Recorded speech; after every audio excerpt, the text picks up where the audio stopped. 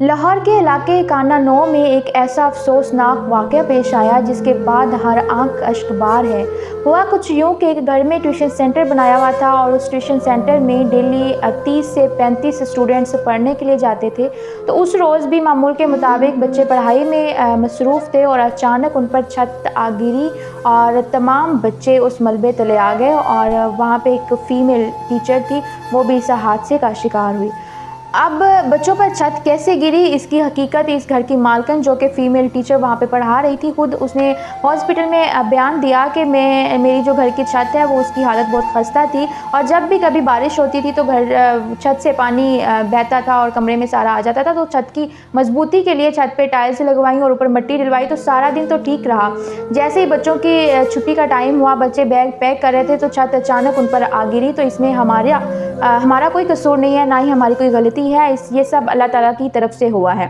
اب جو مالکان ہیں ان کا یہ کہنا ہے کہ ہماری کوئی غلطی نہیں ہے اور حکومت پنجاب کی طرف سے بھی بیان آیا ہے، وہ بھی یہ کہہ رہے ہیں کہ اس واقعے کے پیچھے، اتنے بڑے سانے کے پیچھے گورنمنٹ کی کوئی غلطی نہیں ہے۔ اب آخر اس اتنے بڑے واقعے کا کون ذمہ دار ہے جس میں 40 بچے وہاں پہ پڑھ رہے تھے اور اس ملبے تلے آ گئے، 14 بچے جاں بحق ہو گئے اور باقی جو بچے ہیں وہ زیر علاج ہیں۔ اس تمام واقعے کی اور اس تمام انسیڈنٹ کی تحقیقات جاری ہو چکی ہیں اور پولیس نے انفورسمنٹ انسپیکٹر کی بلدیت میں یہ کیس اور مقدمہ درج کر لیا ہے اور 5 لوگوں پر یہ مقدمہ کیا گیا ہے اور ان کو حراست میں بھی لے لیا گیا ہے۔ اور وہ 5 لوگ کون ہیں؟ ان میں گھر کا مالک شامل ہے، مستری اور باقی مزدور اس کیس میں شامل کر لیے گئے ہیں اور جو متعلقہ ادارے ہیں جن کی یہ ذمہ داری ہے کہ وہ دیکھیں کہ ان کے علاقے میں کہاں پہ کنسٹرکشن ہو رہی ہے، اگر ہو رہی ہے تو SOPs کو فالو کیا جا رہا ہے یا نہیں کیا جا رہا، کیا قوانین کی پابندی کی جا رہی ہے، تو ان تمام اداروں کو نہ تو اس کیس کا حصہ بنایا جا رہا ہے اور نہ ہی ان کو تفتیش میں شامل کیا جا رہا ہے۔ اب ایک طرف جو مالکان کا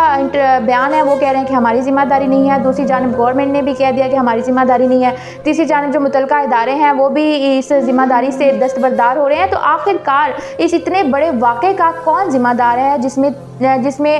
کئی گھروں کے چراغ بجھ گئے ہیں، جس میں کئی والدین کے جو گھر اجڑ گئے ہیں اور کئی مائیں ابھی بھی ماننے کو تیار نہیں ہیں کہ ہمارے معصوم بچے تعلیم حاصل کرنے کے لیے نکلے ہیں گھر سے تو وہ کبھی واپس نہیں لوٹیں گے۔ تو آخر کون ذمہ دار ہے؟